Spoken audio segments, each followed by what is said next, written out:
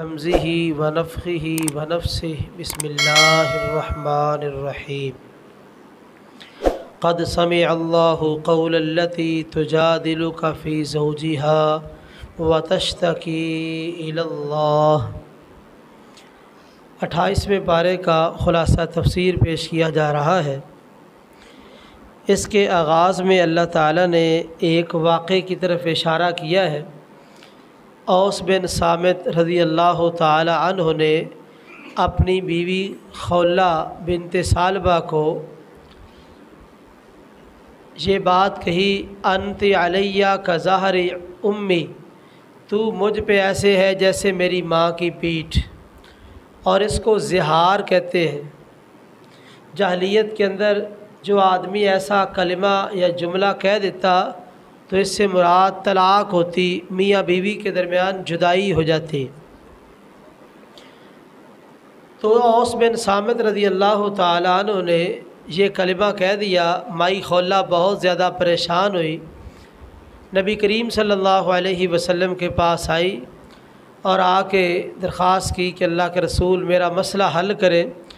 آپ نے کہا تیرے مسئلے کے بارے میں میرے پاس علم نہیں ہے۔ اب یہ کہنے لگی اللہ کے رسول مسئلہ یہ ہے کہ میرے بچے چھوٹے ہیں، جوانی ڈھل گئی ہے، بچے ساتھ لے کے جاؤں تو ان کو کہاں سے کھلاؤں، اور اگر بچے چھوڑ کے جاؤں تو ان کو سنبھالے گا کون۔ اس طرح کی پریشانی اس نے ظاہر کی۔ آپ نے کہا کہ تیرے مسئلے میں میرے پاس کچھ نہیں ہے، وہ جو عام روٹین میں فیصلہ چل رہا ہے وہی ہے۔ سیدہ عائشہ رضی اللہ تعالیٰ عنہ کے حجرہ میں یہ عورت بیٹھی ہے۔ اس نے آہستہ آہستہ رب تعالیٰ سے باتیں کرنی شروع کر دی، اور اس نے اتنے درد دل سے باتیں کی کہ اللہ تعالیٰ نے آسمان سے قرآن مجید نازل کر دیا۔ فرمایا قد سمع اللہ قول التی تجادلک فی زوجہا، اللہ تعالیٰ نے اس عورت کی بات کو آسمان پہ سن لیا ہے۔ اماں جی عائشہ رضی اللہ تعالیٰ عنہ کہتی ہے کہ اس عورت کی باتیں اچھی طرح مجھے سمجھ نہیں آ رہی تھی، لیکن اللہ تعالیٰ نے آسمانوں پہ سن لی۔ حضرت عائشہ رضی اللہ تعالی عنہ وہ بھی سننے والی تھی، اور اللہ تعالیٰ بھی سننے والے ہیں۔ جو صفات اللہ تعالیٰ کی اور بندے کی لفظوں کے اعتبار سے ملتی جلتی ہے، ان میں فرق یہ ہے کہ جب وہ صفت اللہ کے لیے استعمال ہوگی تو اس کا معنی ہوگا لامحدود۔ اللہ کا سننا اور دیکھنا لامحدود ہے، اور ہمارا دیکھنا اور سننا یہ محدود ہے۔ اب کوئی آدمی یہ پیچھے چوک پہ کھڑا ہو کے ہمیں آواز دے تو ہم سن لیں گے؟ نہیں سنیں گے۔ اللہ تعالیٰ کا سننا لامحدود ہے، دیکھنا بھی لامحدود ہے۔ تو اللہ تعالیٰ کی صفات کامل درجے کی صفات ہے، اور ہماری جو صفات ہے یہ ناقص درجے کی ہے۔ اس واقعے سے اور اس کا مسئلہ حل کیا گیا کہ اگر کوئی آدمی ایسے کہہ دیتا ہے تو وہ اس کی بیوی اس کی ماں نہیں بن جاتی، وہ کفارہ دے، یا تو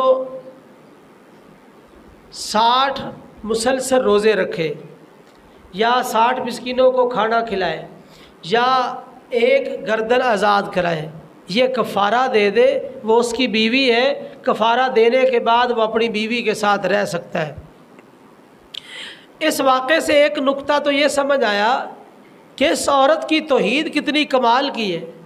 نبی کریم صلی اللہ علیہ وسلم سے مسئلہ پوچھا ہے، آپ نے کہا میرے پاس کچھ نہیں ہے۔ اس عورت نے اللہ تعالیٰ کے ساتھ رابطہ کیا ہے اور اللہ تعالیٰ کو پکارا ہے، اللہ نے اس کا مسئلہ حل کیا ہے۔ تو دیکھیے کتنا عقیدہ مضبوط ہے کہ نبی کریم صلی اللہ علیہ وسلم مسئلہ بتا سکتے ہیں۔ سارے اختیارات نبی کے پاس نہیں ہیں، مختار کل اللہ کی ذات ہے۔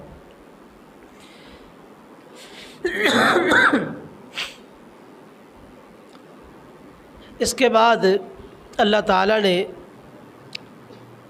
عظمت صحابہ کے حوالے سے یہ بات ذکر کی ہے، لا تجد قوم یؤمنون باللہ والیوم الآخر۔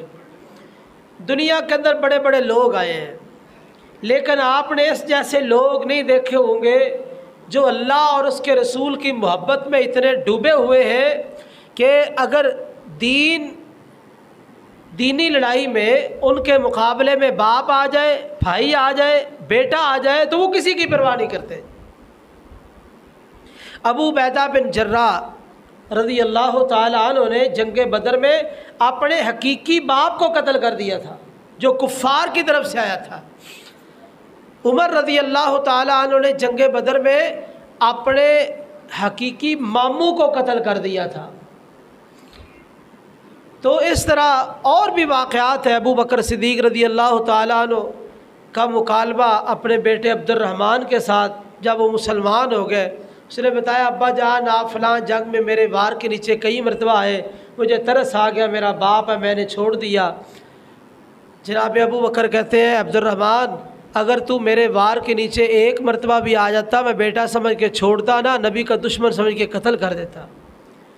ایسی جماعت روئے زمین پر نہیں پائی گئی جو صحابہ کی جماعت ہے، اتنی محبت، اتنا پیار، اور دشمن بالکل گوارا ہی نہیں ہے، وہ باپ ہو، بیٹا ہو، بھائی ہو، اگر بالکل مقابلے میں آ جائے تو اس کو قتل بھی کیا جا سکتا ہے۔ سورۃ الحشر میں اللہ تعالیٰ نے 3 گروہوں کا ذکر کیا۔ ایک وہ گروہ ہے جو مہاجرین ہے، جو مختلف علاقوں سے یا بالخصوص مکہ سے ہجرت کر کے مدینہ میں آئے، اور دوسرا وہ گروہ ہے جو مدینہ میں آباد تھے جن کو انصار کہتے ہیں، جنہوں نے مہاجرین کے لیے قربانیاں پیش کی ہے، اپنا مال پیش کیا ہے، اور اسی طرح ہر طرح کی قربانی پیش کی ہے، اور یہ پسند کرتے ہیں کہ لوگ زیادہ سے زیادہ دین میں داخل ہوں، ہمارے پاس آئے تو ہم ان کی خدمت کریں، یعنی ان کا آنا پسند کرتے ہیں۔ یہ 2 گروہ، اور تیسرا گروہ جو ہے والذین جاؤوا من بعدہم یقولون ربنا اغفر لنا ولاخواننا الذین سبقونا بالایمان، وہ لوگ جو بعد میں آئے اب وہ کیا کرتے ہیں؟ وہ دعا کرتے ہیں اے اللہ ہمیں معاف کر دے، ہمارے ان بھائیوں کو معاف کر دے جو ایمان میں ہم سے سبقت لے گئے، ان کو معاف کر دے۔ اتنی بات کافی نہیں، آگے مزید بھی ہے وَلَا تَجْعَلْ فِي قُلُوبِنَا غِلًّا لِّلَّذِينَ آمَنُوا، اور جتنے بھی ایماندار گزر چکے ہیں ہمارے دلوں میں ان کے بارے میں کینہ نہ بڑھانا۔ یہ جو اگلا جملہ ہے نا، یہ جملہ بڑا پیارا ہے۔ اللہ کو پتہ تھا کئی لوگ آئیں گے جن کی دلوں میں صحابہ کی دشمنی ہے، صحابہ کا بغض ہے، اور وہ صحابہ کے بغض کا اظہار کئی طریقوں سے کریں گے، کئی ڈر کے مارے اظہار نہیں کریں گے لیکن اندر بغض ہوگا۔ یاد رکھیے جس کے سینے میں صحابہ کے بارے میں بغض موجود ہے وہ ایماندار نہیں ہو سکتا۔ ایماندار وہی ہے جس کا سینہ صحابہ کے بارے میں صاف ہے۔ صحابہ سے غلطیاں تو ہی، کوتاہیاں تو ہی، لیکن سارے صحابہ جنتی ہیں، یہ تمام مسلمانوں کا بالاتفاق عقیدہ ہے۔ آگے سورہ ممتحنہ میں اس کے آغاز میں اللہ فرماتے یا ایھا الذین آمنوا لا تتخذوا عدوی وعدوکم اولیاء، اپنے دشمنوں کو اور میرے دشمنوں کو دوست نہ بناؤ۔ نبی کریم صلی اللہ علیہ وسلم نے حدیبیہ کے مقام پہ 6 ہجری کو کفار مکہ کے ساتھ صلح کر لی تھی، صلح نامہ لکھا گیا۔ ٹھیک 2 سال کے بعد مکہ والوں نے اس صلح کو توڑ دیا۔ آپ نے مکہ پہ چڑھائی کا پروگرام بنایا، صحابہ کو کہا تیاری کرو، لیکن کسی نے اس راز کو فاش نہیں کرنا۔ حاتب بن ابی بلتعہ رضی اللہ تعالی عنہ، انہوں نے ایک خط لکھا مکہ والوں کی طرف جس میں اس راز کو فاش کیا گیا کہ نبی کریم صلی اللہ علیہ وسلم اپنے ساتھیوں سمیت مکہ پہ چڑھائی کرنا چاہتے ہیں۔ آپ نے فرمایا، حضرت علی کو بلایا، حضرت مقداد کو، حضرت زبیر کو رضی اللہ تعالی عنہ، کہا ایسے کرو، روضہ خاخ ایک جگہ ہے، وہاں جاؤ، گھوڑوں پہ سوار ہو جاؤ، وہاں پہنچ کے وہاں ایک بی بی جا رہی ہے، اس کے پاس خط ہے، خط لے کے آؤ۔ یہ پہنچے، وہاں ایک بی بی جا رہی تھی، اس کا اونٹ نیچے بٹھایا تو اسے کہا کہ تیرے پاس خط ہے، خط نکال۔ اس نے کہا کوئی خط نہیں ہے، سامان آپ کے سامنے، تلاشی لے لے۔ सामान की तलाशी ली तो ख़त ना निकला। साथी कहने लगे हज़रत अली को कि इसके पास ख़त नहीं है। अली रज़ी अल्लाह तआला अन्हु कहते हैं कि यह कैसे मुमकिन है, हुजूर ने फरमाया कि उसके पास ख़त है, तो ये कैसे मुमकिन है? आज आपने आज तक झूठ नहीं बोला, ख़त इसके पास है। कहा बीबी अगर अपना मुकाम व मर्तबा कायम रखना चाहती है, इज़्ज़त कायम रखना चाहती है तो ख़त निकाल दे। धमकी लगाई तो उसने अपनी मेडियों के अंदर ख़त डाल के, मेडियाँ उसकी चूँकि बड़ी थी, बाल बड़े थे, अपने इज़ार बंद के अंदर उसने डाला हुआ था, तो वहाँ से मेडियाँ निकाली, ख़त निकाल के दे दिया। ये ख़त नबी करीम सल्लल्लाहु अलैहि वसल्लम के पास लाया गया। आपने ख़त खोला तो उसमें लिखा है मिन हातिब बिन अबी बलता इला कुरैश मक्का। हातिब बिन अबी बलता की तरफ से कुरैश मक्का की तरफ ये ख़त लिखा जा रहा है। अईना हातिब, हातिब किधर है? हातिब लक्सल में मौजूद है। जल्दी ना करना, मेरी बात सुन लेना। क्या बात है? अल्लाह के रसूल मैं मुर्ताद नहीं हुआ, मैंने कुफ्र को पसंद नहीं किया, मैं मुसलमान हूँ। बात सिर्फ इतनी है, आपके पास जितने मुहाजिरीन हैं इनकी वहाँ रिश्तेदारी है, लोग रिश्तेदारियों की बिना पे इनके बीवी बच्चों का ख्याल करते हैं। मैं बाहर से आके आबाद हुआ था, मेरी वहाँ कोई रिश्तेदारी नहीं है, तो मैंने कहा कि अल्लाह ने अपने नबी को फ़तह तो दे ही देनी है, चलो मैं उन पर एक एहसान करता हूँ, इस वजह से वो मेरी बीवी बच्चों का ख्याल करेंगे। फरमाया इसने सच कहा है। उमर रज़ी अल्लाह तआला खड़े हुए, अल्लाह के रसूल, इसने अल्लाह और उसके रसूल और मोमिनों की खैरत की है, मुझे इजाज़त दीजिए मैं इसकी गर्दन उड़ाता हूँ। अब हातिब ने सच्ची बात कह दी है। हज़रत उमर जंगी राज फाश करने वाले की सज़ा आज भी कत्ल है, हर मुल्क का कानून है, ये तैयार है कत्ल करने। फरमाया उमर बैठ जाओ। आपने फरमाया इन्नहु बदरियुन, तुझे पता नहीं कि ये बदरी साहबी है। अब कितनी बड़ी गलती सामने आई है, अपने साथी की कितनी बड़ी गलती सामने आई है, तो आपने झटपट में फैसला नहीं किया, उसकी खूबी देखी है, इसमें कोई खूबी भी है कि नहीं। फरमाया इन्नहु बदरियुन, ये तो बदरी साहबी है। और बदरी साहबा जो है उनके बारे में अल्लाह ने आसमान से झांका और झांक के कहा बदरियो तुम जो मर्जी अमल करो मैंने तुम्हें माफ़ कर दिया है। तो इससे हमें सबक मिलता है, अगर किसी भाई से कोई गलती हो जाए तो आप उसकी खूबियों को भी देख लिया करें, खूबियों खामियों का मुवाजना करें, उसके बाद फैसला किया करें। आगे ये बात जिक्र की गई, तुम दुनिया में तजारतें करते हो, नफ़ा भी हो जाता है नुकसान भी हो जाता है। आओ तुम्हें एक ऐसी तजारत बताएं जिसमें नुकसान नहीं है, नफ़ा ही नफ़ा है। हल अदुल्लुकुम अला तिजारतिन तुनजीकुम मिन अज़ाबिन अलीम, ऐसी तजारत जो तुम्हें दर्दनाक अज़ाब से बचाए। वो क्या है? अल्लाह के साथ ईमान लाओ और उसके रसूल के साथ ईमान लाओ और अल्लाह के रास्ते में जिहाद करो, उसके बदले में तुम्हारे गुनाह भी मुआफ़ होंगे और अल्लाह ताला तुम्हें जन्नात बागात में भी दाखिल करेंगे। तो इसलिए ये तजारत ऐसी है जिसमें नुकसान नहीं है, फ़ायदा ही फ़ायदा है। सूरह जुमा में अल्लाह ताला ने ये बात जिक्र की है, या अय्युहल्लज़ीना आमनू इज़ा नूदिया लिस्सलाह मिन यौमिल जुमुआ, ऐ ईमान वालो जब जुमे के लिए बुलाया जाए तो जल्दी से आ जाओ। यहाँ से मुनकिरीन हदीस का रद्द हो रहा है, जो कहते हैं कुरान काफ़ी है, हदीस हुज्जत नहीं है। देखिए अल्लाह फरमाते हैं जुमे के लिए बुलाया जाए। अब जुमे के लिए जो बुलाना है किन कलिमात से बुलाया जाएगा, वो हदीस ने बयान किया ना, अजान कही जाएगी। तो अगर हदीस हुज्जत नहीं तो जुमे के लिए बुलाना ये कैसे बुलाया जाएगा? तो हदीस ने उसकी वजाहत की है। पता चला जिस तरह कुरान ये हमारे दीन की किताब है, इसी तरह अहादीस भी हमारे दीन की किताब है। अहादीस कुरान की बातों की वजाहत करती है। सूरह मुनाफिकून में अल्लाह ताला ने ये बात जिक्र की, वलिल्लाहिल इज़्ज़तु वली रसूलिही वलिल मोमिनीन, इज़्ज़त अल्लाह और उसके रसूल और मोमिनों के लिए, ये इज़्ज़त वाले हैं। अगर किसी आदमी को इज़्ज़त चाहिए तो वो अल्लाह के साथ अपना ताल्लुक़ मजबूत करे। बड़े बड़े लोग इज़्ज़त वाले भी ज़लील हो जाते हैं, क्यों? उनका अल्लाह के साथ ताल्लुक़ कमज़ोर होता है। इसलिए अल्लाह के साथ ताल्लुक़ मजबूत कर लो, अल्लाह दुनिया में और आखिरत में तुम्हें इज़्ज़तों से नवाजेगा। आगे सूरह तगाबुन है, इसमें अल्लाह ताला फरमाते इन्नमा अम्वालुकुम व औलादुकुम फितना, ये तुम्हारे माल और तुम्हारी औलादें आजमाइश है। آزمائش ہے۔ کیا مطلب؟ اللہ تمہیں دیکھنا چاہتے ہیں کہ تم اولاد کو اور مال کو مقدم رکھتے ہو یا دین کو مقدم رکھتے ہو۔ اللہ دیکھنا چاہتے ہیں جو آدمی اولاد اور مال کو دین کے دائرے میں رکھتا ہے اور خود بھی دین کے دائرے میں رہتا ہے، یہ انسان تو آزمائش میں کامیاب نکلا، اور جو اولاد اور مال کی وجہ سے اپنے دین کو خیر آباد کہہ بیٹھتا ہے یہ ناکام ہو گیا۔ سورہ طلاق میں اللہ تعالیٰ نے فرمایا وَمَن يَتَوَكَّلْ عَلَى اللَّهِ فَهُوَ حَسْبُهُ، جو آدمی اللہ پہ بھروسہ کر لے اللہ اس کے لیے کافی ہو جاتے ہیں۔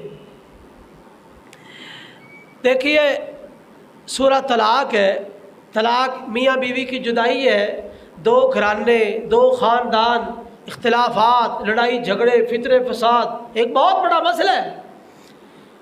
اللہ تعالیٰ نے اس کے ضمن میں یہ بات کی وَمَن يَتَوَكَّلْ عَلَى اللَّهِ فَهُوَ حَسْبُهُ۔ بظاہر میاں بیوی کی جدائی یہ بہت بڑے فتنے کا پیش خیمہ ہے، لیکن کوئی مسئلہ نہیں، حوادثات زمانہ کے ساتھ ایسا ہوتا رہتا ہے۔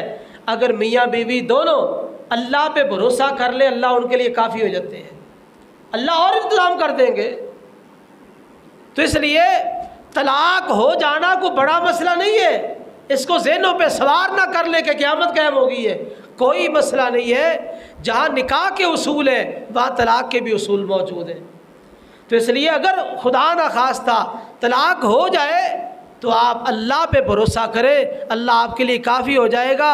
ہو سکتا ہے اللہ تعالیٰ ایسا سبب بنا دے کہ پہلی ساری پریشانی ہی اللہ تعالیٰ آپ کو بھلا دے، اور کئی دفعہ ایسے ہو جاتا ہے۔ اس لیے ایسے مشکل وقت میں بھی اللہ کا دامن نہیں چھوڑنا۔ آگے سورہ تحریم ہے، سورہ تحریم میں اللہ تعالیٰ فرماتے ہیں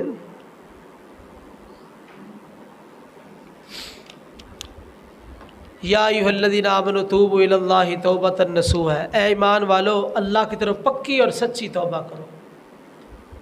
توبہ جو ہے ایک تو ڈرائیوروں کی ہوتی ہے، جو روڈ ایکسیڈنٹ دیکھ لیا توبہ توبہ توبہ توبہ توبہ، تھوڑا سا آگے گئے وہاں جو ہے نا LCD لگی تھی فلم لگا دی، گانا چلا دیا، یہ کہاں کی توبہ؟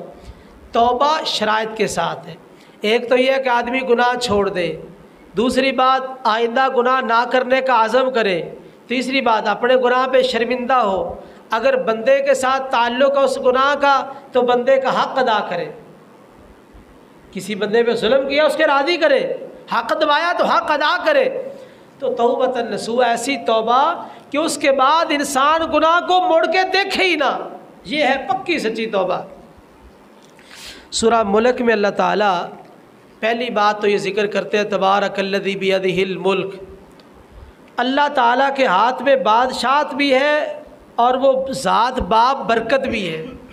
دیکھو ایک ہوتی ہے برکت، ایک ہوتی ہے کثرت۔ سود میں کثرت ہوتی ہے لیکن برکت نہیں ہوتی، رزق حلال میں برکت ہوتی ہے، رزق حلال میں برکت ہوتی ہے، اور یہی وجہ ہے کہ اللہ تعالیٰ رزق حلال کی وجہ سے انسان کو بڑا فائدہ پہنچاتے ہیں۔ اس کی مثال یوں سمجھیے، حلال جانور جو ہم کھاتے ہیں، بکرا ہے اور اسی طرح یہ چھترا ہے، اسی طرح گائے ہے، اونٹ ہے، یہ حلال جانور ہے۔ اب یہ یومیہ کی بنیاد پہ ذبح ہو رہے ہیں، کتنے ذبح ہوتے ہیں، قربانی پہ کتنے ذبح ہوتے ہیں، اور ان کی پیدائش اگر آپ دیکھ لیں تو زیادہ جانور ایک بچہ دیتے ہیں، ایک دفعہ ایک ہی بچہ دیتے ہیں، اور یہ چھوٹے جانور ہیں یہ 2 بچے دیتے ہیں، کبھی کبھار کو 3 دے دیے۔ تو آپ ان کی پیدائش دیکھ لیں، وہ 1 1 2 2 ہے، برکت اتنی ہے، یومیہ ذبح ہو رہے ہیں، قربانی کے موقع پہ آپ گنتی نہیں کر سکتے اتنے ذبح ہوتے ہیں، لیکن کبھی یہ جانور ختم ہوئے نہیں، اتنی برکت۔ اور یہ خنزیر کی جو مادہ ہے اور یہ جو کتیا ہے اس کے 12 بچے ہوتے ہیں، 12 بچے، اور آپ یہاں چلتے پھرتے ہیں شہروں میں، کوئی ٹاوا کتا نظر آتا ہے، وہ کہاں جاتے ہیں؟ یعنی یہ حرام کے اندر کثرت ہے، سود کا پیسہ ہے، گنتی کرے بڑی کثرت ہے، لیکن بیٹا بیمار ہو گیا لمحوں کے اندر لاکھوں روپے لگ جاتے ہیں۔ تو اس لیے آپ برکت پہ نظر رکھیں، ہمیشہ اللہ سے برکت کا سوال کریں، برکت والا مال وہی آپ کے لیے فائدہ مند ہے، تو اس لیے اس کے حصول کے لیے محنت کریں۔ آگے فرمایا دنیا موت و حیات کا جو سلسلہ ہے اس کا مقصد کیا ہے؟ لِيَبْلُوَكُمْ أَيُّكُمْ أَحْسَنُ عَمَلًا، اللہ دیکھنا چاہتے ہیں تم میں سے خوبصورت عمل کون کرتا ہے۔ احسن اسم تفضیل ہے، زیادہ اچھے عمل کون کرتا ہے، اللہ دیکھنا چاہتے ہیں۔ دیکھیے یہ نہیں کہا کہ زیادہ عمل کون کرتا ہے، یہ نہیں کہا، بلکہ کہا زیادہ اچھے عمل کون کرتا ہے۔ یعنی اللہ تعالیٰ کو یہ مقصود نہیں کہ اعمال کی کثرت ہو، بڑے اعمال ہو، تعداد بڑی ہو، نہیں، اللہ کو مقصود یہ ہے جتنا عمل ہو خوبصورت ہو، جتنی نماز ہو خوبصورت ہو۔ کئی لوگ نماز عشاء 17 رکعتیں پڑھتے ہیں، 17 رکعتیں نماز عشاء پڑھیں گے، اور جس طرح وہ پڑھتے ہیں آپ نے دیکھا ہوگا چل سو چل، یعنی بندہ سکوٹر میں بیٹھ کے بھی ان کا مقابلہ نہیں کر سکتا اتنی تیزی سے۔ کیا فائدہ؟ آپ تھوڑی پڑھ لیں، جتنی پڑھے اطمینان تو، سکون تو ملے آپ کو۔ اور نماز جمعہ کئی لوگ پہلے آ جاتے ہیں، پہلے بھی پڑھتے ہیں جمعہ میں بھی، اس کے بعد بھی احتیاطی زور ساتھ پڑھتے ہیں، پتہ نہیں کیا پڑھتے رہتے ہیں، اتنی رکھتے، اور وہ پڑھنے کا طریقہ آپ نے دیکھا ہوگا۔ دیکھیے جتنی عبادت کرنی ہے خوبصورت کرنی ہے، اللہ کو خوبصورت عبادت چاہیے، کثرت نہیں چاہیے کہ آپ اتنی رکھتے جا کے اللہ کے بارگاہ میں میں نے اتنی رکھتے پڑھی ہے، نہیں، تھوڑی پڑھ لیں، اچھی پڑھیں، خوبصورت پڑھیں، آپ کو اطمینان ہو، الفاظ کی سمجھ آئے، دعاؤں کی سمجھ آئے، رکوع سجدہ صحیح ہو، تو اس لیے خوبصورت اعمال کا مطالبہ کیا گیا ہے۔ سورہ قلم ہے، اس میں اللہ فرماتے ہیں وَإِنَّكَ لَعَلَىٰ خُلُقٍ عَظِيمٍ، آپ خلق عظیم پر ہیں، جار مجرور مقدم کیا، آپ یوں سمجھیے کہ آپ خلق عظیم کی سواری پر سوار ہیں، آپ کا ایک ایک عمل، آپ کا ایک ایک قول وہ دنیا کے لیے مشعل راہ ہے، آپ اتنے عظیم اخلاق کے مالک ہیں۔ نبی کریم صلی اللہ علیہ وسلم پہ اعتراض کیے گئے، کسی نے کہا کہ آپ مجنون ہیں نعوذ باللہ، کسی نے آپ کو جادو کر کہا، تو اللہ تعالیٰ نے سورت کے شروع میں کہا نون والقلم وما یسطرون، قلم کا حوالہ دیا، کہا دیکھو یہ قلم تاریخ لکھتی ہے، قلم تاریخ لکھتی ہے، اس قلم سے پوچھ لو، بے وقوفوں کی تاریخ محفوظ نہیں کی جاتی، جو جادوگر ہوتے ہیں ان کی تاریخ محفوظ نہیں ہوتی، تاریخ ان لوگوں کی محفوظ ہوتی ہے جن کا اخلاق اور کردار اچھا ہوتا ہے۔ یہ تاریخ لکھنے والی قلم، اس سے آپ سوال کر لیں، پوچھ لیں۔ تو اس لیے آپ کا اچھا اخلاق ہے تو آپ کی تاریخ لکھی جا رہی ہے، آپ کی سیرت لکھی جا رہی ہے، اور آپ کے سیرت کے ایک ایک پہلو ہمارے سامنے ظاہر ہے۔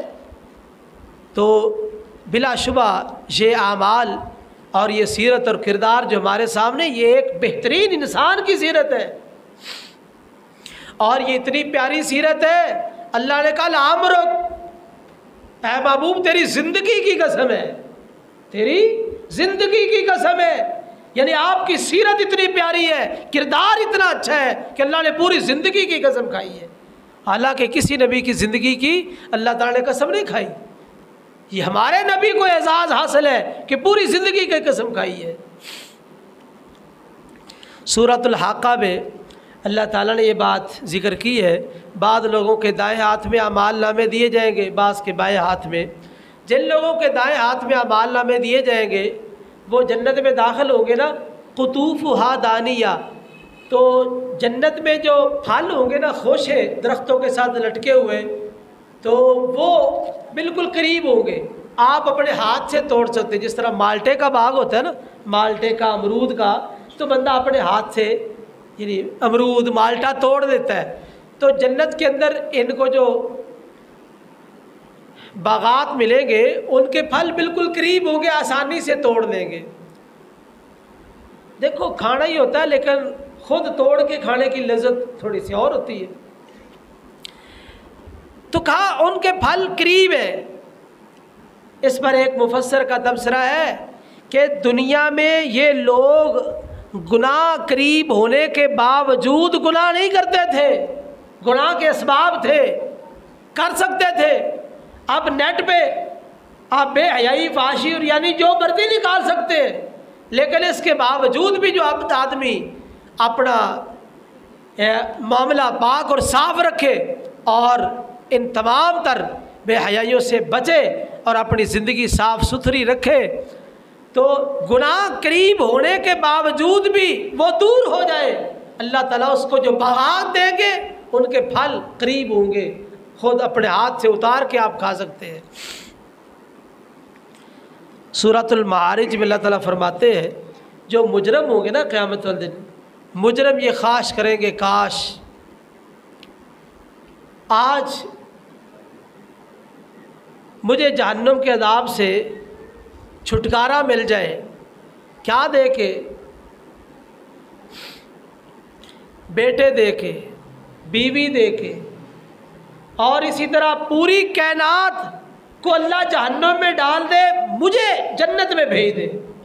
یعنی مجرم خواہش کرے گا کاش سارے جہنم میں چلے جائے، میرا قوم قبیلہ چلا جائے، بیوی چلی جائے، بیٹے چلے جائے، آج مجھے نجات مل جائے۔ یود المجرم لو یفتدی من عذاب یومئذ ببنی۔ آپ دیکھیے قیامت والے دن چونکہ ہر معاملہ واضح ہو جائے گا، تو ایک مجرم انسان نجات حاصل کرنے کے لیے، حصول جنت کے لیے، عذاب جہنم سے بچنے کے لیے کہاں تک چلا گیا کہ سب کو پکڑ لو، جہنم میں ڈال دو، صرف میری ذات کو بچا لو، صرف میری ذات کو بچا لو۔ تو میرے بھائیوں، اس لیے یہاں سے ایک ہمیں نقطہ ملا کہ ہم دنیا میں اللہ کے بندے بن کے زندگی بسر کریں، مجرم نہ بنے، مجرم نہ بنے، ورنہ مجرموں کا کوئی حال نہیں ہے، اللہ کی بارگاہ میں ان کے لیے کوئی نجات نہیں ہے۔ سورہ نوح میں اللہ تعالیٰ نے نوح علیہ السلام کا قصہ ذکر کیا۔ انہوں نے اپنی قوم کو دن رات تبلیغ کی، ہر اعتبار سے تبلیغ کی ہے۔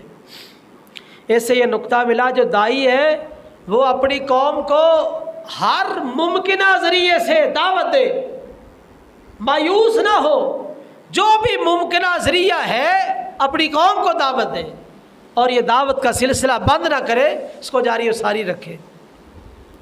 آگے فرمایا نوح علیہ السلام نے اپنی قوم کو کہا تھا تم اپنے رب سے استغفار کرو، معافی مانگو، کیا ہوگا؟ اللہ تمہیں مال دیں گے، بیٹے دیں گے، تمہیں خوشحال کر دیں گے۔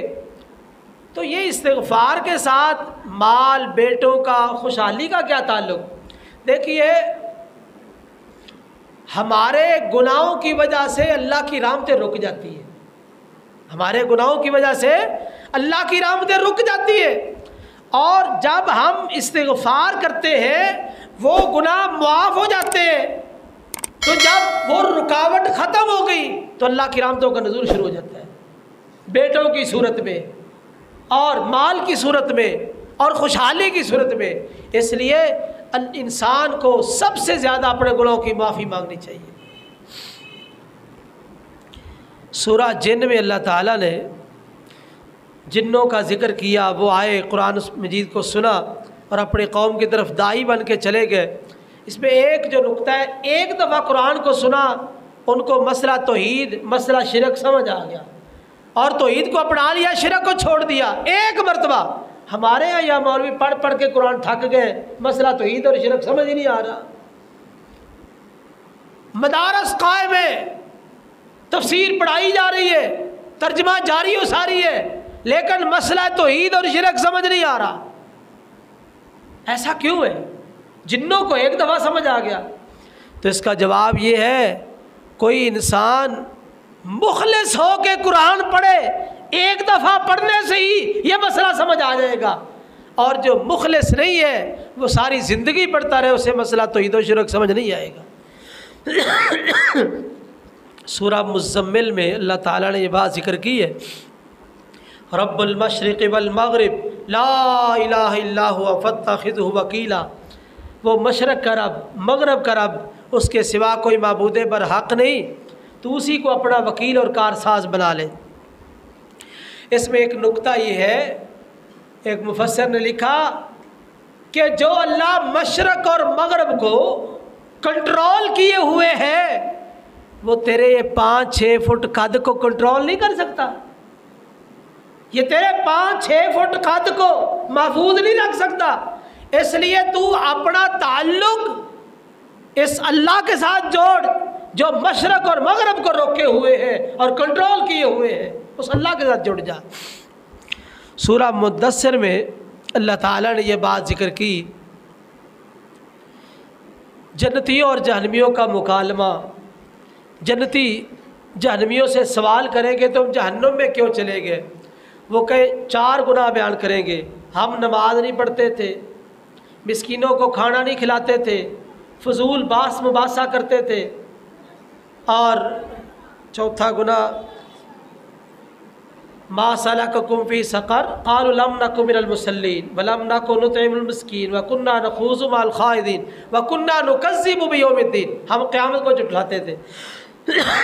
یہ 4 گناہ اللہ تعالیٰ نے تبصرہ کیا، جن لوگوں کے اندر یہ 4 گناہ موجود ہیں نا، بے نماز بھی ہے، مسکینوں کو کھانا بھی نہیں کھلاتے، فضول باس مباحثہ کرتے ہیں، کئی لوگ نا دین کے بارے میں ایسے جھگڑا کرتے ہیں تو صبر سے بالا تر ہے،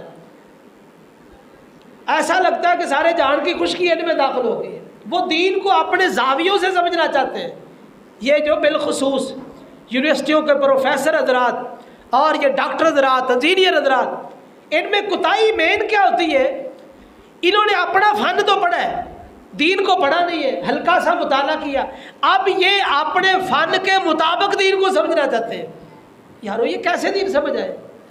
اپنا فن انجینئر بننے کے لیے 16 سال کی ضرورت ہے، ڈاکٹر بننے کے لیے اتنی ضرورت ہے، اور اسی طرح باقی فن حاصل کرنے کے لیے کتنی محنت کی ضرورت ہے۔ اچھا دین ویسے ہی آ جائے گا؟ دین غلام اور لونڈی ہے کہ دین آ جائے گا بس جیسے مرضی کرو؟ 2-4 لفظ پڑھ کے دین کو اپنے کلیوں کے مطابق ٹیڑھا کرتے ہیں۔ یاد رکھیے دین سیکھنے سے آئے گا، انما العلم بالتعلم، علم سیکھنے سے آتا ہے۔ جس طرح دنیا کے فنون سیکھنے کے بغیر نہیں آ سکتے، علم بھی سیکھنے کے بغیر نہیں آ سکتا۔ پہلے سیکھو اور اس کے بعد بات کرو۔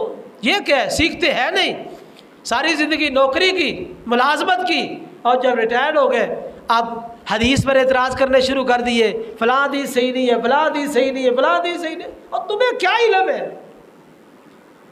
جن لوگوں نے زندگیاں گزار دی دین کے علم کے لیے، آپ ان کے پاس جائیں، پہلے علم تو حاصل کریں، علم حاصل کرنے کے بعد، کمال حاصل کرنے کے بعد اس کے بعد تبصرہ کریں، آپ کی بات سنی جائے گی۔ ان لوگوں نے دین کا بڑا بیڑا غرق کیا ہے، جو لوگ دنیاوی فنون کے ماہر تھے اور دین میں داخل ہو کے اپنی آراء کو دین میں شامل کیا ہے۔ اور جو منکرین حدیث ہے نا، منکرین حدیث اکثر کا سلسلہ یہی ہے، دین پڑھا نہیں کسی سے، وہ اپنی عقل اور رائے کے ساتھ دین کو سمجھنا چاہتے ہیں۔